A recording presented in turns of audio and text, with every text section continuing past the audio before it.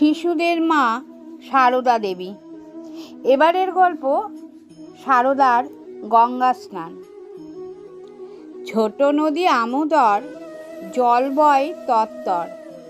গ্রামেরই পাশে ছোট ভাইদের নিয়ে ছোট দিদি মাঠ দিয়ে সেখানে আসে। জলে নেয়ে মুড়ি খেয়ে ফেরে ভাইদের নিয়ে সারদা যখন দেখে তার মতিগতি, মনে হয় ছোট অতি মায়েরই মতন। সারদার পর তার এক বোন ও 5 ভাই হয়। সারদা ছেলেবেলায় এদের দেখাশোনা করত। সে ছিল যেন তাদের আর একজন মা। ছোট আমোদর নদ জয়রামবাটির পাশ দিয়ে বয়ে গেছে, সেই ছিল সারদার গঙ্গা। সারদা ভাইদের নিয়ে সেখানে গঙ্গা স্নান করতে যেত।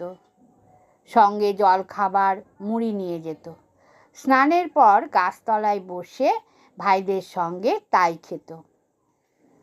সারদা দেবী পরে বলেছেন, ভাইদের নিয়ে গঙ্গা স্নানে যেতুম। আমোদর নদী ছিল আমাদের গঙ্গা।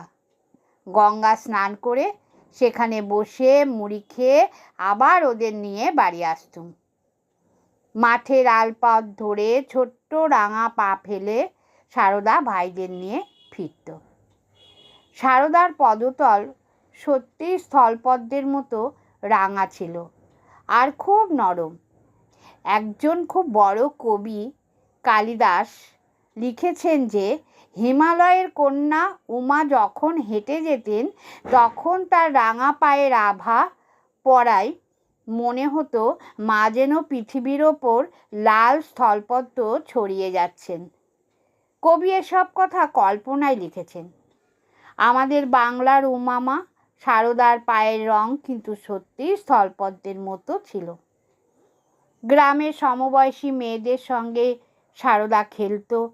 খেলার মধ্যে পুজো করা খেলা আর ঘরকন্না খেলাই তার বেশি ভালো লাগতো। ঘরকন্নার খেলায় সারদা কর্তা বা গিন্নি সাজত। সঙ্গিনীদের সঙ্গে কখনো ঝগড়া করেনি, বরং তাদের মধ্যে ঝগড়া বাঁধলে মিটিয়ে দিত। খুব শান্ত শিষ্ট ছিল সে ছেলেবেলায়। শুধু খেলা নয়, সারদা বাড়ির কাজও করত।